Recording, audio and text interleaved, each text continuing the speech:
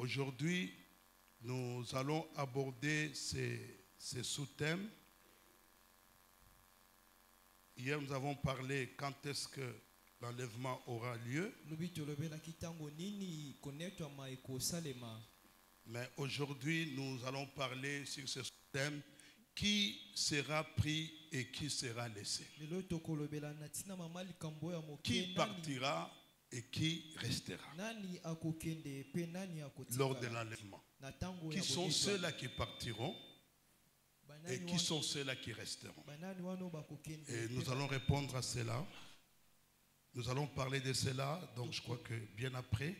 Mais j'aimerais d'abord répondre à ces quelques questions. J'avais déjà répondu, je crois, par l'enseignement d'hier, parce que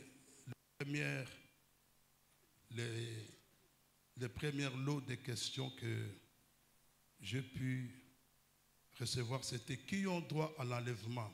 Et ce sont des chrétiens ou des personnes, j'avais déjà parlé. Ici, nous allons dire qui va partir, qui va rester. Mais ici, il faut comprendre que ce sont des chrétiens qui partiront avec Christ. Alléluia. Amen. Parce que ce sont eux qui ont donné leur vie à Christ, ce sont eux qui l'ont reçu comme Seigneur et Sauveur, ce sont eux qui sont les enfants de Dieu et ce sont eux qui vont bénéficier de l'enlèvement parce que la première étape de l'enlèvement concerne l'Église.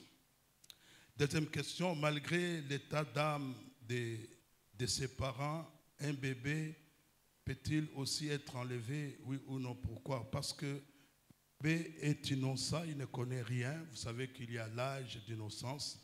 C'est tout à fait normal que ce bébé puisse partir parce que le bébé n'est pas sauvé par les parents. Donc le bébé est innocent. Donc il n'est pas concerné par l'état d'âme des parents. Troisième question, quelle est alors la raison fondamentale par laquelle Dieu n'a pas révélé de manière explicite la date du retour de son Fils Jésus-Christ? Cela constitue un mystère délibéré ou une sorte de preuve ou de piège pour la foi humaine. Loin de cela, Dieu n'a jamais révélé les dates. Même lors de la naissance de notre Seigneur Jésus-Christ, Dieu n'a pas donné une date précise. Mais Dieu a parlé à travers plusieurs prophètes de l'Ancien Testament qui ont prophétisé de la naissance de Jésus. Et vous verrez dans l'évangile selon Matthieu chapitre 2, les mages qui étaient en Orient, lorsqu'ils ont vu l'étoile, ils ont compris que le roi était né. C'est-à-dire Dieu n'a pas l'habitude de donner des dates. Mais Dieu parle des signes, peut parler des périodes, mais sans donner des dates. Ce n'est même pas un mystère, c'est sa façon de travailler ou de faire. Et aussi, ce n'est pas une preuve ou le piège pour la foi humaine. Donc il n'y a pas de piège, mais nous devons démontrer notre foi réellement. Nous avons dit que nous devons garder notre foi jusqu'à la fin. Paul a dit à Timothée, j'ai combattu le bon combat et j'ai gardé la foi. Donc c'est à nous de montrer notre foi. Ce n'est pas que Dieu nous met à l'épreuve. Non, Dieu nous dit qu'il va rentrer.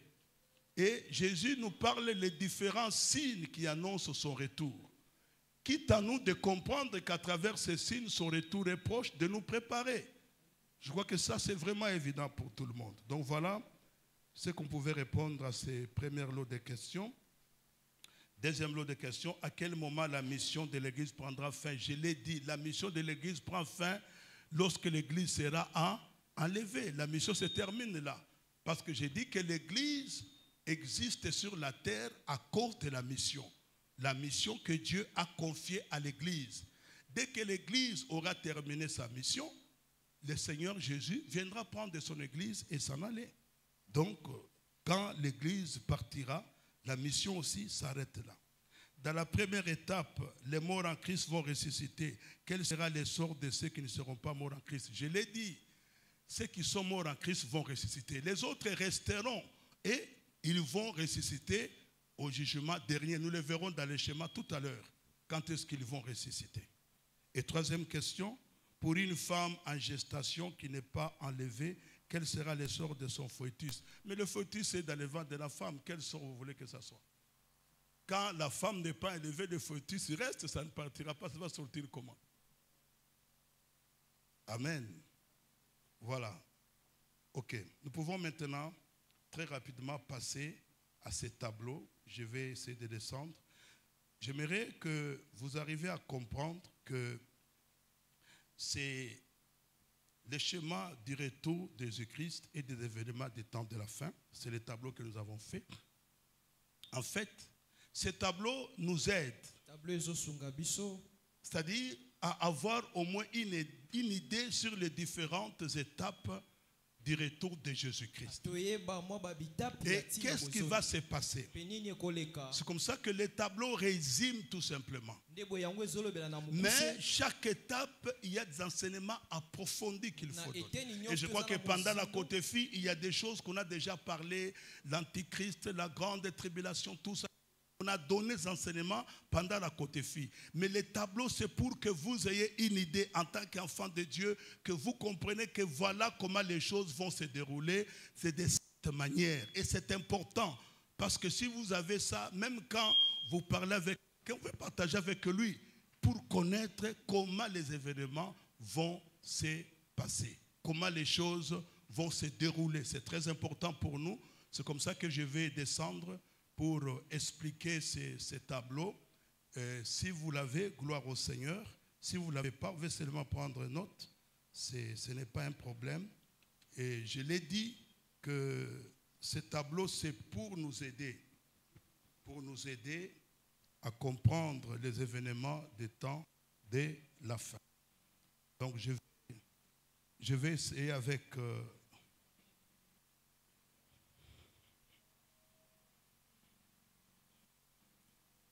je ne sais pas s'il faut le faire avec l'interprète ou comment.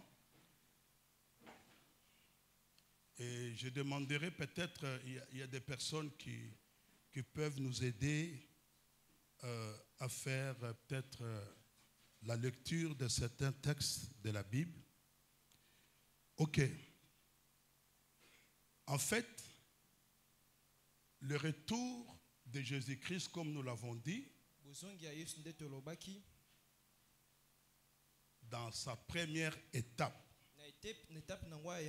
c'est ce que nous appelons l'enlèvement de l'Église. Jésus-Christ ne va pas descendre sur la terre. Il ne posera pas ses pieds sur la terre. Dans sa première étape, il va s'arrêter dans les airs. Les morts en Christ. Et nous les vivants qui ont cru au Seigneur Jésus, les morts en Christ vont ressusciter. Nous les vivants, nous serons changés. Et nous irons tous à la rencontre du Seigneur dans les airs. C'est ce qu'on appelle l'enlèvement de l'Église. Et c'est ça, vous verrez même les textes que nous avons donnés. Enlèvement de l'Église, nous sommes là. 1 Thessaloniciens chapitre 4, versets 13 à 18. Lorsque l'enlèvement de l'Église se fera, nous avons la résurrection des saints. Les morts en Christ vont ressusciter. Et ceux qui seront en vie à cette période seront changés. Et nous serons tous enlevés dans les nuées, dans les airs. Nous serons avec le Seigneur. Maintenant, quand nous serons avec le Seigneur, j'insiste, sur la terre, la vie va continuer. La vie ne va pas s'arrêter. Mais je l'ai dit que les gens qui sont dans le monde vont constater seulement qu'il y a eu disparition de personnes. On va commencer à les chercher. Maintenant, nous, quand nous serons avec le Seigneur, qu'est-ce qui va se passer? D'abord, il y aura ce qu'on appelle le tribunal de Christ. Est-ce que quelqu'un peut lire pour nous? C'est 2 Corinthiens chapitre 5. Ce n'est pas 3 frères, il faut corriger. 2 Corinthiens chapitre 5, verset 10. Quelqu'un peut lire pour nous. Donc nous sommes avec le Seigneur. Ensemble, nous sommes avec lui. Et le Seigneur va commencer par le tribunal. Donc nous allons passer tous au tribunal de Christ. Lisez pour nous rapidement là. 2 Corinthiens chapitre 5, verset 10. 2 Corinthiens chapitre 5 verset 10. Car il nous faut tous comparaître devant les tribunaux de Christ, afin que chacun reçoive selon le bien ou le mal qu'il aura fait étant dans son corps. Amen. Alléluia. Amen. Vous êtes enlevés. Unetwami, Vous êtes avec Christ, uzelonguna Kristo. mais vous allez passer à son tribunal. Kolekane sambi Le selo na ye. tribunal de Christ, c'est envie de recevoir une Et récompense. sambi selo ya Kristo eza pozwa lifuti. Il y a des gens qui seront enlevés, Eza na batu des oyo gens qui seront enlevés, bato mais bakonetwama. quand ils passeront devant le tribunal, Ntango bakolekane sambi ils n'auront selo, pas de récompense bakozwa parce lifuti qu'ils te, n'ont rien fait pour le Seigneur. po basala eloko te mpo na nkolo. Voyez-vous qui restez assis dans l'église au salakano et le côté. Évangélisation et le côté. Problème te. Okobika, okozala sauvé, mais récompense okozwate. Donc le tribunal ici, c'est envie de recevoir une récompense. Et la Bible dit très bien qu'il faut tous, nous allons comparaître devant le tribunal de Christ. Biso nyonso tokolekane sambi selo ya Kristo. Et après le tribunal, Na nsima sambi selo, nous allons entrer dans ce que nous appelons les noces et l'agneau. tokokota no babeni nteke ya mwana mpate. Quand les gens se marient, Tango bato babali, ils font aussi les noces. basalaka pe nteke. Nous aussi, Biso pe après que nous soyons passés devant le tribunal de Christ, tokolekane sambi selo ya il y a Kristo. les noces de l'agneau. Apocalypse chapitre 19, Mokande moniseli mokapo ya zomi na libwa. c'est 7 à 9. Est-ce qu'on peut lire pour nous? Talatala samboti na libwa. Apocalypse chapitre 19, versets 7 à 9. Là, on nous parle les noces de l'agneau. Apocalypse chapitre 19.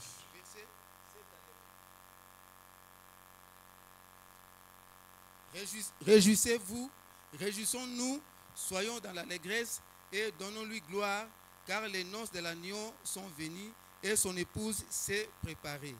Et il lui a été donné de se revêtir d'un fin lin éclatant, pur, car le fin lin, ce sont les œuvres justes des saints.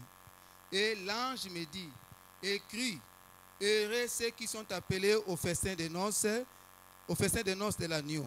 Et il me dit, ces paroles sont les véritables paroles de Dieu. Amen. Alléluia. Donc après le tribunal, nous commençons les fêtes, les noces de l'agneau. Apocalypse 19, versets 7 à 9. Et là, nous serons toujours avec le Seigneur. Même après les noces de l'agneau, nous resterons avec le Seigneur.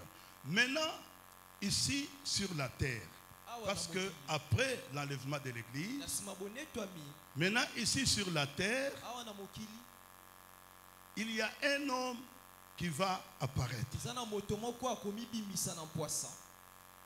Apocalypse chapitre 13 Mokande moniseli mokapo ya zomi na misato, parle de deux bêtes.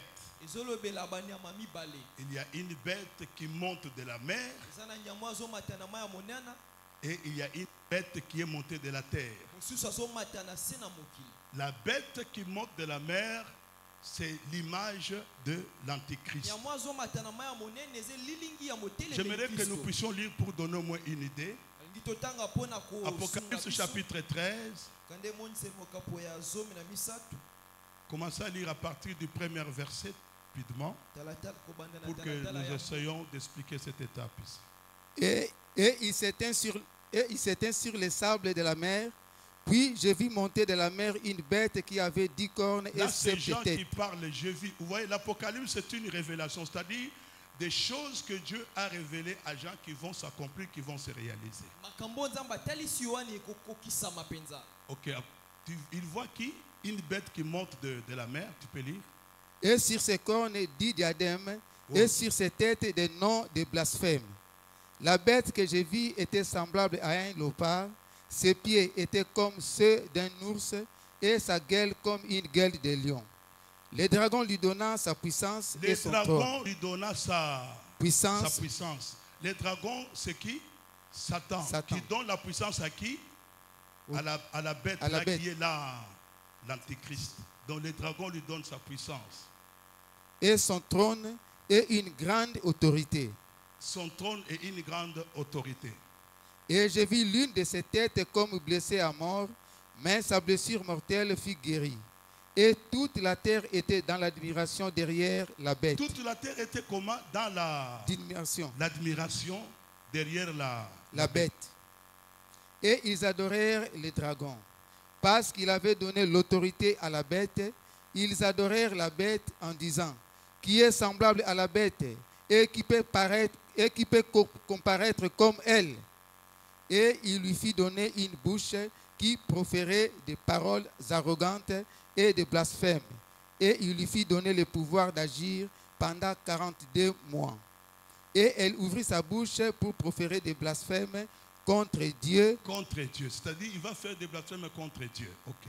Pour blasphémer son nom et son tabernacle et ceux qui habitent dans le ciel. Et il lui fit donner de faire la guerre aux saints et de les vaincre. Et il lui fit donner autorité sur toute tribu, tout peuple, toute langue et toute nation. Et tous les habitants de la terre l'adoreront. Ceux dont le nom n'a pas été écrit dès la fondation du monde dans le livre de vie de l'agneau qui a été immolé. Si quelqu'un a des oreilles, qu'il entende. Si quelqu'un mène en captivité, il ira en captivité. Si quelqu'un tue par l'épée, il faut qu'il soit tué par l'épée. C'est ici la persévérance et la foi des saints. Puis je vis monter de la terre une autre bête. Vous voyez. Donc il y a la bête là qui est montée de la mer et j'en vois encore une autre bête qui est montée de la terre. De la terre. Ouais. Qui avait 2 cornes semblables à celles d'un agneau et qui parlait comme un dragon.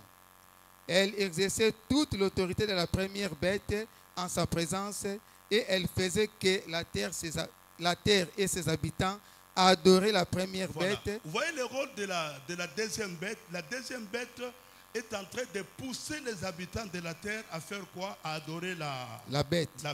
C'est ça son rôle. En fait, tu peux te limiter là. Vous voyez, maintenant nous avons 2 bêtes. La première bête, c'est l'antéchrist. La deuxième bête, c'est le faux prophète. Les faux prophètes jouent le rôle du Saint-Esprit. C'est comme ça que vous allez voir que nous avons la Trinité de Dieu et nous avons aussi la Trinité satanique. Dans la Trinité de Dieu, nous avons Dieu est là, nous avons Dieu le Père, nous avons le Fils, nous avons le Saint-Esprit. Maintenant, l'opposé de Dieu, c'est Satan.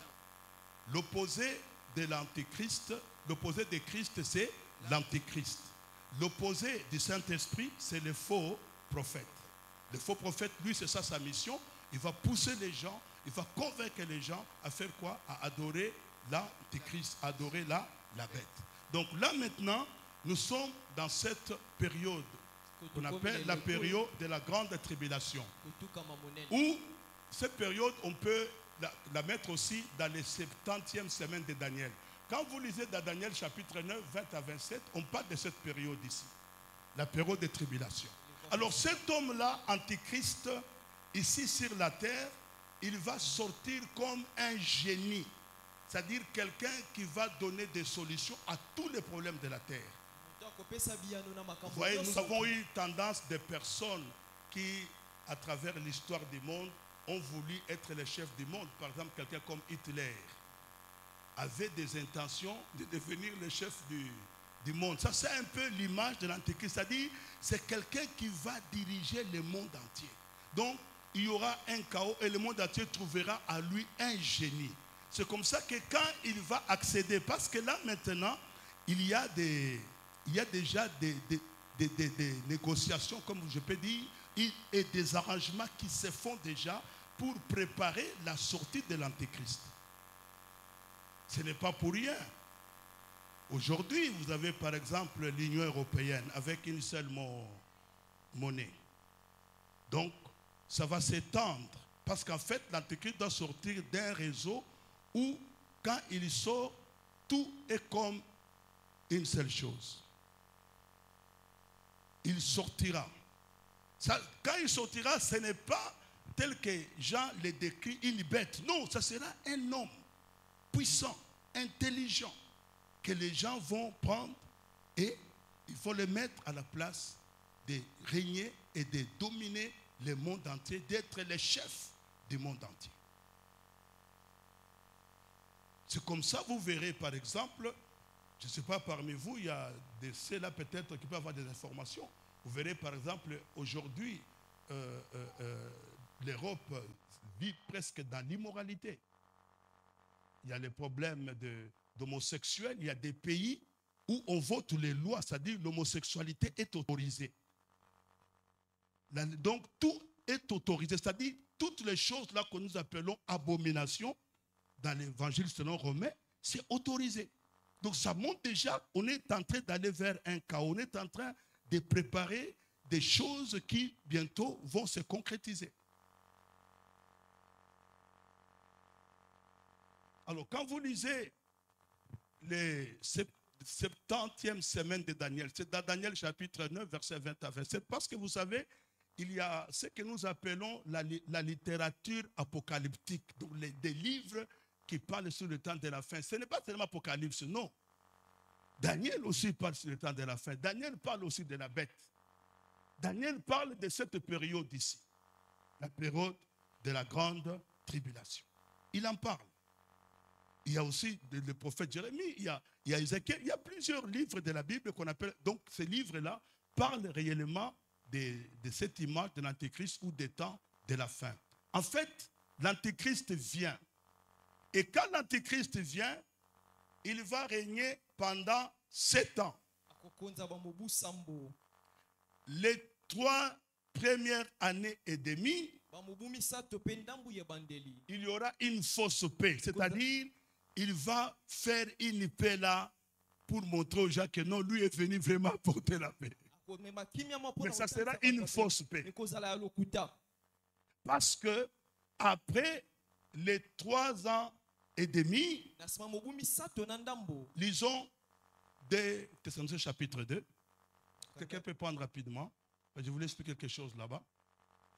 De Thessaloniciens chapitre 2. Le verset. À partir, je crois, du verset 3, on peut commencer. Que personne ne vous séduise d'aucune manière, car il faut que l'apostasie soit arrivée auparavant et qu'on ait vu paraître l'homme du péché, le fils de la perdition. Il faut qu'on voit apparaître qui? L'homme du péché, le fils de la perdition. Vous voyez le terme qu'on utilise pour appeler l'antéchrist. On a enseigné ça pendant la côté fille. Il a plusieurs noms. L'impie, le fils de la perdition. C'est toujours lui l'antéchrist. Il y a plusieurs sobriquets qu'on lui donne. Là, on parle de lui. Voilà. L'adversaire qui s'élève au-dessus de tout ce qu'on appelle Dieu. Oui, l'adversaire qui s'élève au-dessus de ce qu'on appelle Dieu. Ou de ce qu'on adore. Ou de ce qu'on adore. Jusqu'à s'asseoir dans les temples et se proclamer Dieu. Qu'est-ce qui va se passer? Lorsque l'antéchrist va arriver, il va autoriser aux Juifs de reprendre les sacrifices dans les temples. Et vous savez, il y a déjà, pour ceux qui suivent les informations, il y a des tractations pour qu'on puisse reconstruire le temple de Jérusalem.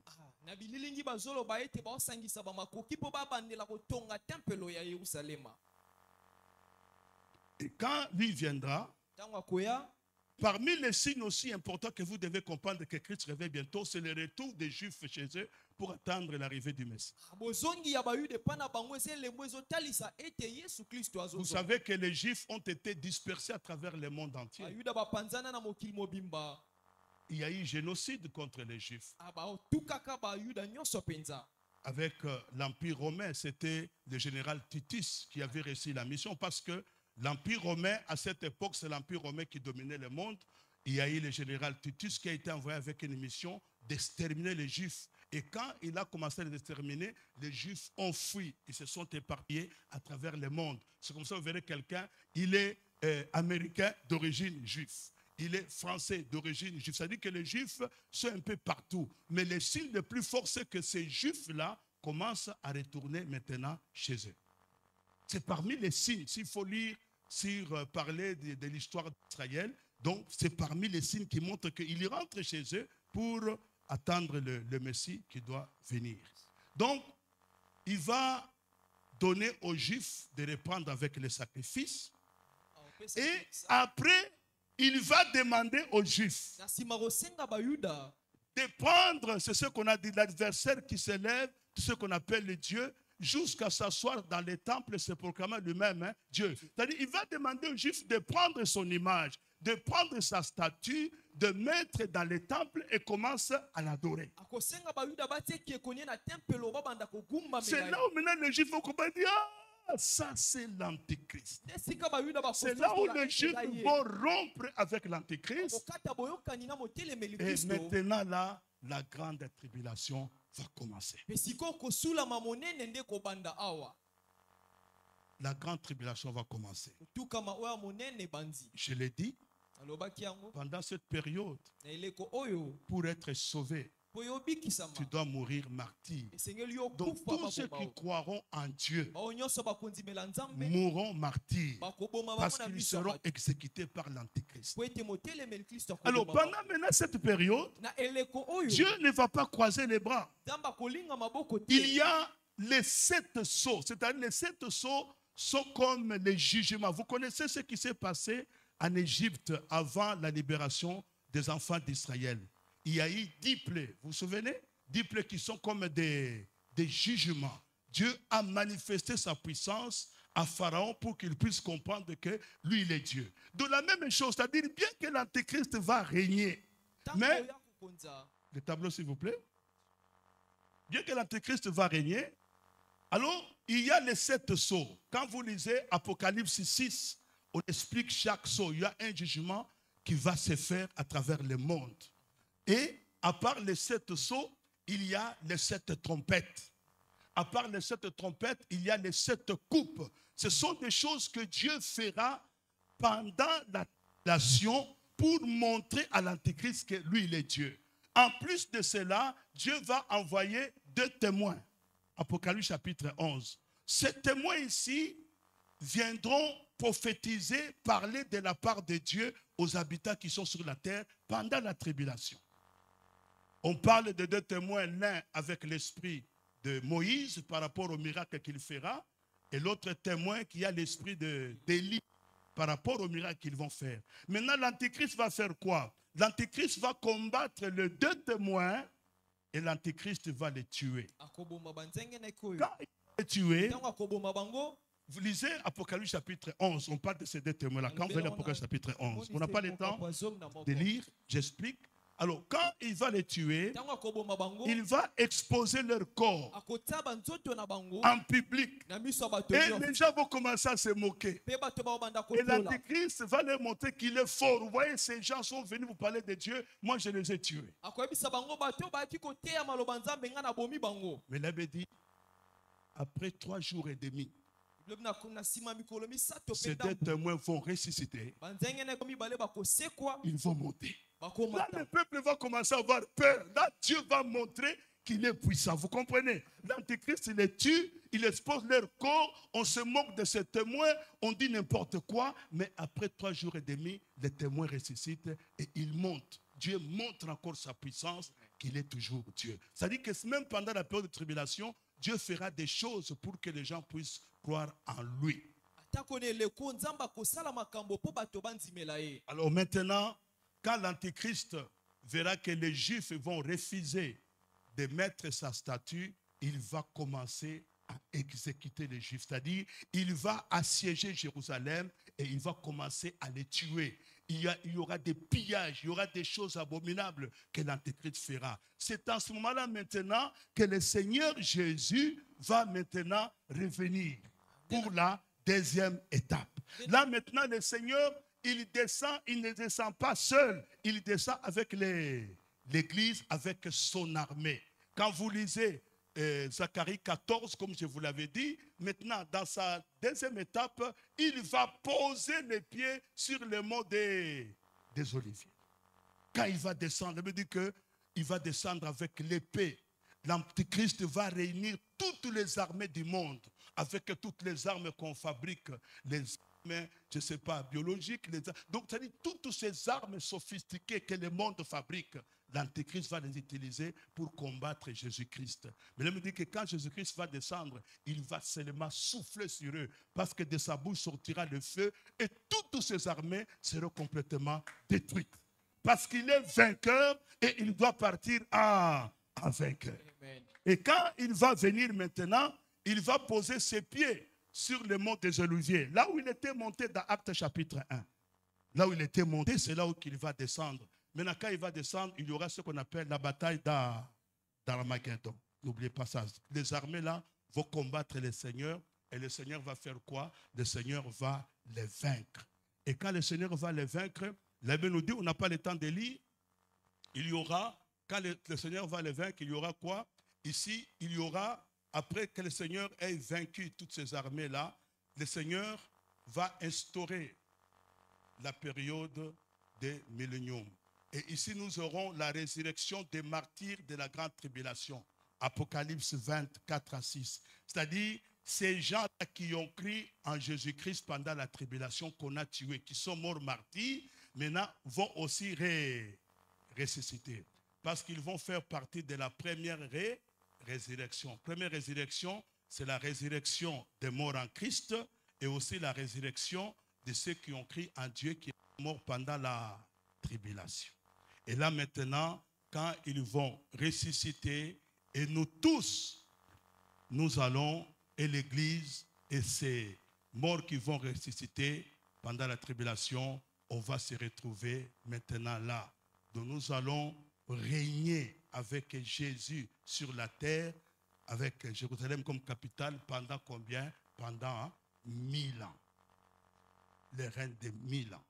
Pendant 1000 ans. C'est comme ça quand vous lisez Apocalypse 20, versets 4 à 6. Est-ce qu'on peut lire ça rapidement? Dit 24 à 6. Et je vis des trônes, et à ceux qui s'y assirent, fit donner le pouvoir de juger.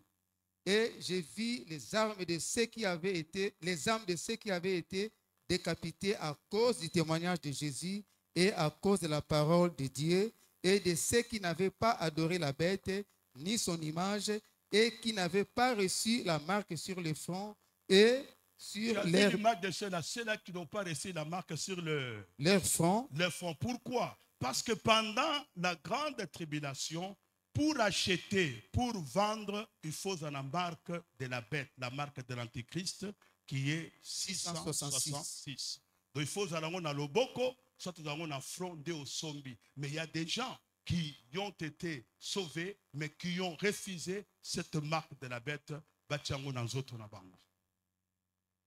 Ils revinrent à la vie et ils régnèrent avec Christ pendant 1000 ans. Pendant 1000 ans, ok. Maintenant, ici, quand nous venons régner avec Christ pendant 1000 ans, quelque chose va se passer. Satan sera lié pour 1000 ans. Est-ce que tu peux lire rapidement pour nous? Apocalypse chapitre 20, versets 1 à 3. Puis je vis descendre du ciel un ange qui avait la clé de l'abîme et sur une grande chaîne dans sa main.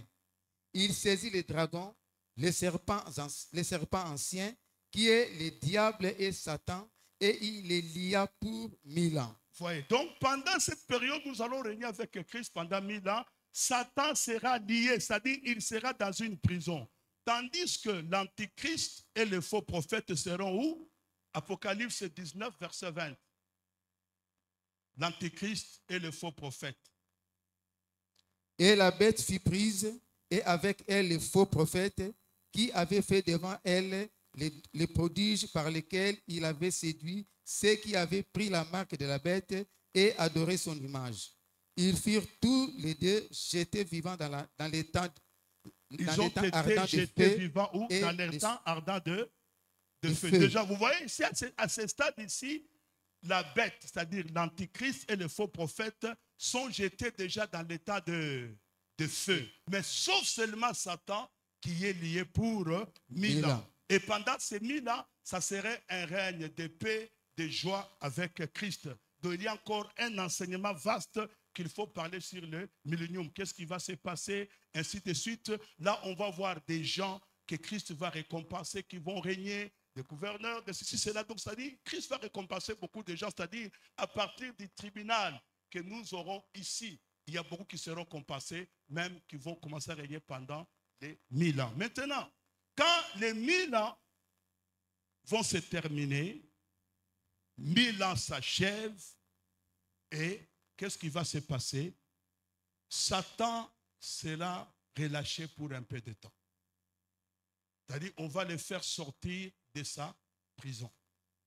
Et quand on va le faire sortir de sa prison, Apocalypse 20, 7 à 10, dit quoi? Quand on va le faire sortir de la prison pendant un temps, il va réunir les deux grandes nations, Gog et Magog. La Bible dit que ces nations sont comme le sable de la mer. Tu peux lire Apocalypse 27 à 10 rapidement. Quand les 1000 ans seront accomplis, Accompli, oui. Satan sera relâché de sa prison. Ok, Satan sera relâché de sa prison. Ouais. Et il sortira pour séduire les nations qui sont aux Il quatre coins sortira de la encore terre. pour séduire les nations. Lui, c'est un séducteur. C'est-à-dire, il est libéré de la prison, mais il va encore séduire ces deux nations. Gog et Magog, afin de les rassembler pour la guerre. Leur nombre est comme le sable de la mer. Et ils montèrent sur la surface de la terre et ils investirent les camps des saints et la ville bien-aimée. Mais un feu descendit du ciel et les dévora. Les deux nations vont assiéger Jérusalem, vont assiéger les saints. Et quand maintenant qu'il va arriver, qu'est-ce qui va arriver? Le feu va descendre du ciel et faire quoi? Les dévorer.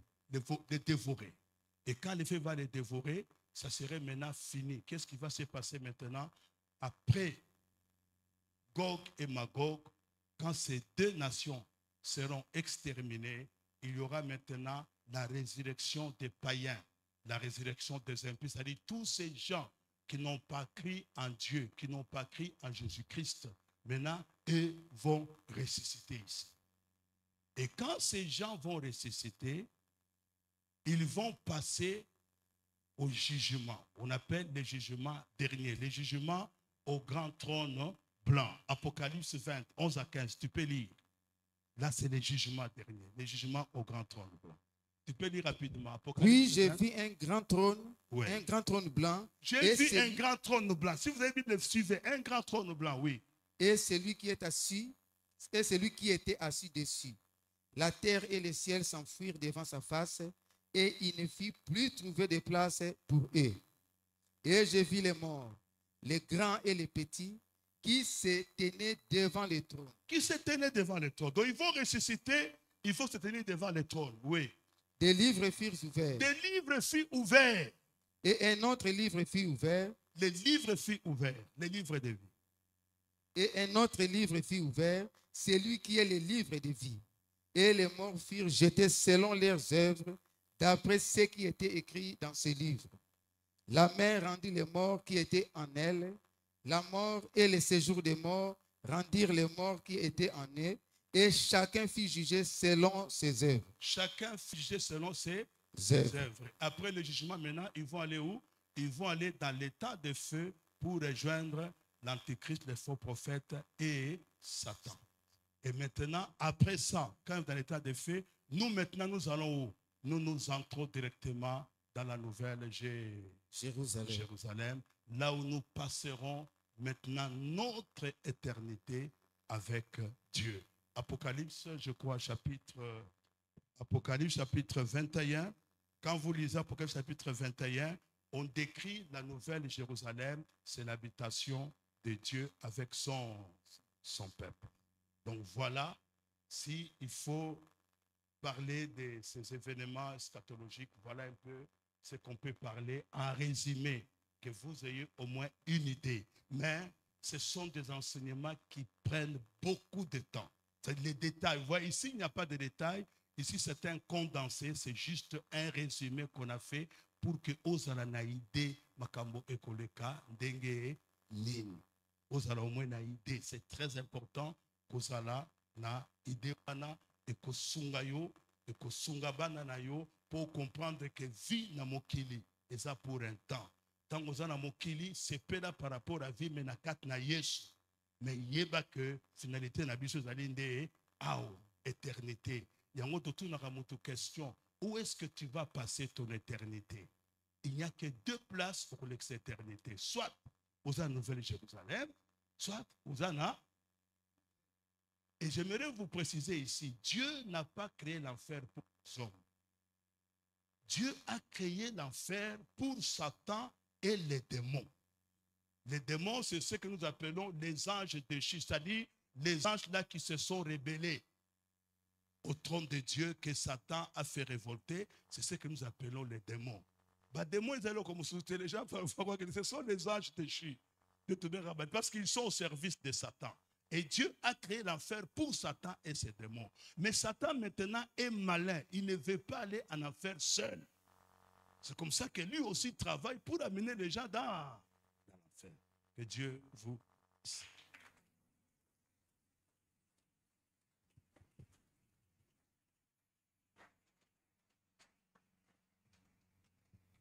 Alors, nous voulons terminer maintenant par cette question. Ça nous prendra peut-être 10 minutes seulement pour que nous clôturons notre enseignement de ce soir afin que nous puissions prier. Maintenant, la question à laquelle nous voulons répondre, qui sera pris et qui sera laissé? Frères, sœurs, maman, papa, sachez déjà, si vous êtes sorcier, vous n'entrerez pas. Tika misale akindoki. Parce que Dieu te donne le temps. Je vous dis des choses vraies. Dieu ne blague pas. Vous savez, même quand Dieu a rejeté Saoul, vous savez que le prophète Samuel continue à plaider pour Saoul. Dieu a dit quoi? Ne me parle plus de lui. Je l'ai fait quoi? Je l'ai rejeté. Frère, faites attention. Si tu ne veux pas abandonner la sorcellerie, Dieu va te confondre. Même avant même enlèvement et salama, parce qu'on ne se moque pas de Dieu. Misala Yamabe, en dehors de la sorcellerie, vie à péché, vie à kindumba, abandonne cette vie-là. C'est maintenant qu'il faut prendre la décision. C'est très important. Parce que vous savez, quand le jugement de Dieu se prononce, nous devons intervenir à ça. Je me souviens, il y a une maman, Maman Moko, dans un quartier où on habitait vers Sola. Cette maman-là était réputée être très puissante dans la sorcellerie. Quand elle se réveille le matin, au Sakana, elle dit yo, au commune. Et effectivement, et tout le monde avait peur de cette maman-là. Mais je vous assure, quand le jugement de Dieu est tombé, maman wana ti de l'eau, baï place bakunda était. Elle a attrapé la folie. Elle fouillait partout. Ti de l'eau, banda kimaka kenda, kaswa kendo kufela wa pimutumo kwa yebazate.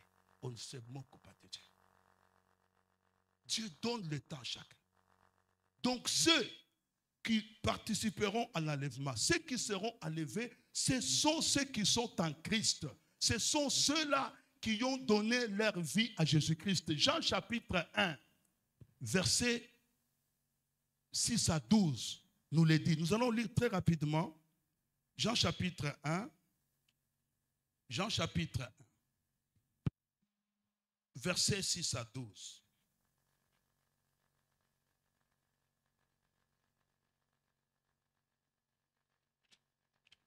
La Bible dit dans Jean chapitre 1, 6 à 12, il y eut un homme envoyé de Dieu, son nom était Jean. Il vint pour servir de témoin, pourtant rendre témoignage à la lumière, afin que tous crissent par lui. Il n'était pas la lumière, mais il parut pour rendre témoignage à la lumière. Cette lumière était la véritable lumière qui, en venant dans le monde, éclaire tout homme. Elle était dans le monde, et le monde a été fait par elle. Et le monde ne l'a point connue. Elle est venue chez les siens, et les siens ne l'ont point reçue. Mais à tous ceux qui l'ont reçue, à ceux qui croient à son nom, elle a donné le pouvoir de devenir enfants de Dieu, lesquels sont nés non du sang, ni de la volonté de la chair, ni de la volonté de l'homme, mais de la volonté de Dieu. Au commencement était la parole. Et cette parole est venue dans le monde. Et Jean est venu rendre témoignage à cette parole qui est la lumière. Et tous ceux qui reçoivent cette parole qui est l'autre que le Seigneur Jésus-Christ, à tous ceux qui l'ont reçu, la Bible dit que Dieu a donné le pouvoir de devenir ses enfants. Ceux-là, ils ne sont plus nés de la volonté de l'homme. Ils ne sont pas nés de la volonté de l'homme. Ils ne sont pas nés de la volonté de la chair, mais ils sont nés de la volonté de Dieu. Parce qu'ils sont devenus enfants de Dieu. Ceux-là qui sont en Christ, ce sont ceux-là que Christ viendra prendre. Et quand vous ajoutez à cela, Dans Jean chapitre 3, on peut ajouter encore un verset. Dans Jean chapitre 3, le verset 3 à 6. Jésus lui répondit, en vérité, je te l'ai dit, si un homme n'est né de nouveau, il ne peut voir le royaume de Dieu. Nicodème lui dit, comment un homme peut-il naître de nouveau quand il est vieux? Peut-il rentrer dans les seins de sa mère et naître? Jésus répondit, en vérité, je te l'ai dit, si un homme n'est né d'eau et d'esprit, il ne peut entrer le royaume de Dieu. Ce qui est né de la chair est chair, et ce qui est né de l'esprit est d'esprit. Donc quand nous devenons enfants de Dieu, nous ne sommes plus des gens qui sont nés selon la volonté de l'homme ou de la chair. Et c'est comme ça que Jésus a dit à Nicodème, qui était un grand docteur de la loi, il dit que si quelqu'un est né de nouveau, il peut entrer le royaume de Dieu. Celui-là, il n'est pas né selon la volonté de la chair, il est né selon la volonté de Dieu par le Saint-Esprit. Et dans 2 Corinthiens chapitre 5, verset 17 à 18, Paul dit que si quelqu'un est en Christ, il est devenu une nouvelle créature. Les choses anciennes sont passées et voici toutes choses sont devenues nouvelles.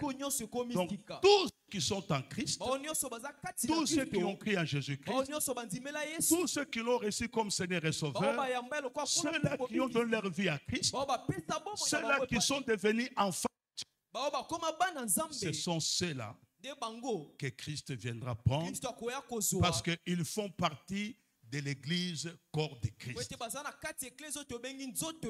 Je vous avais dit le premier jour, il y a une différence, venir à l'église et donner sa vie à Jésus. L'église locale a la mission d'aider les gens à donner leur vie à Jésus. Ce qui fait que quelqu'un peut fréquenter une église locale, mais s'il ne donne pas sa vie à Jésus, il ne fera pas partie de l'église universelle. Il doit donner sa vie à Jésus. Il doit le recevoir comme Seigneur et Sauveur pour devenir enfant de Dieu. Amen. Amen. Donc ce sont ceux-là qui sont en Christ que Christ viendra enlever, que Christ viendra prendre. Même quand vous lisez l'épître de Paul aux Romains chapitre 10, verset 9 à 11.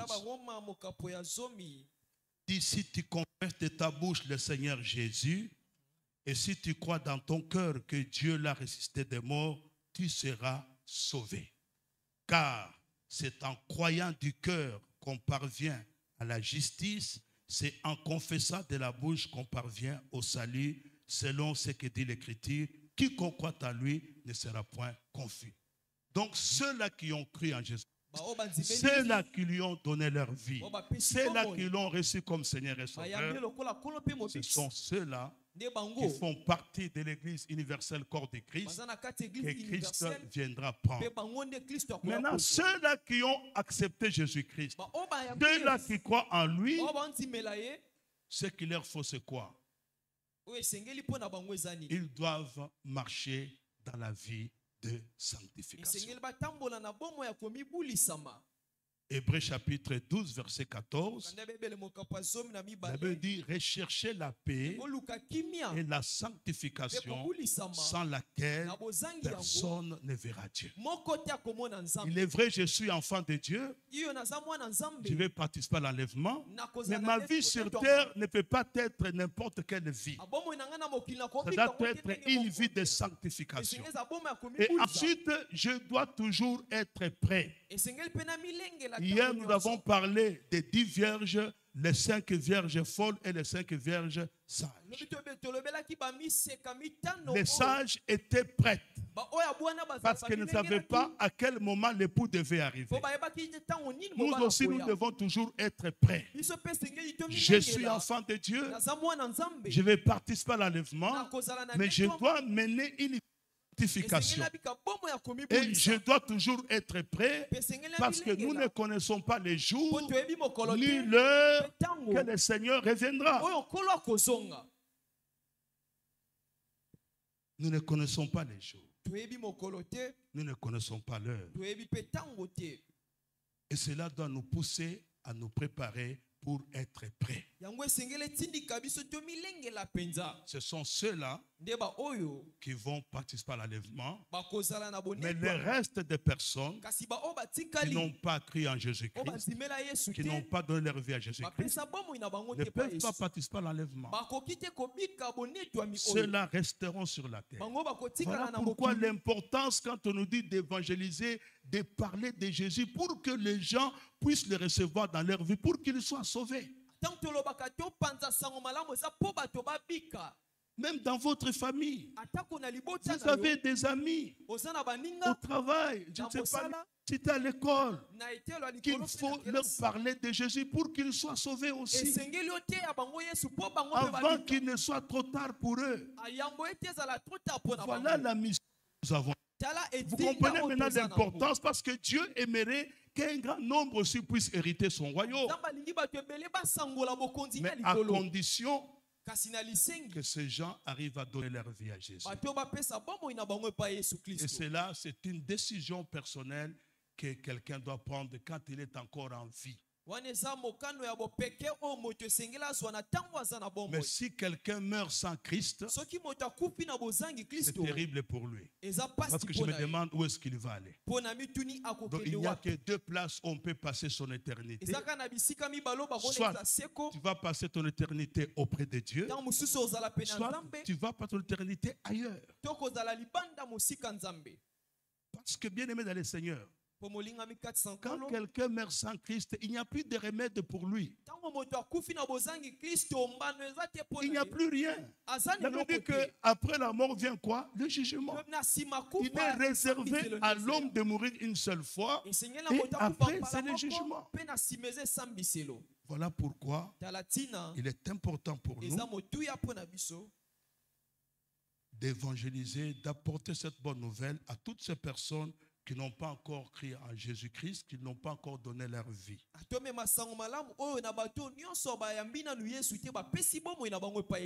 qu'eux aussi soient sauvés. Mais pour nous qui avons déjà Jésus-Christ, ne marche pas comme tout le monde. Ne vit pas comme tout le monde. Vous voyez, Noé avait reçu la révélation de construire l'arche. Mais les gens étaient indifférents, regarde. Les gens étaient indifférents à l'égard de Noé. Quand il leur parlait, venons construisons l'arche. Où est-ce qu'il va de l'eau pour construire l'arche? Il va mener cette arche là-haut. C'est comme ça dans le monde que nous sommes. Toi qui as compris ces choses, change ta façon de vivre. Dieu nous interpelle à cela. Ouais, si Dieu continue encore à nous parler parce qu'il veut que nous soyons autrefois, que nous soyons toujours prêts. Pendant la côté fille, on nous a parlé de ces choses, beaucoup de choses. Mais on a voulu commencer à les rappeler pour que nous arrivions à arranger notre vie. Que Dieu bénisse sa parole. Nous voulons prier.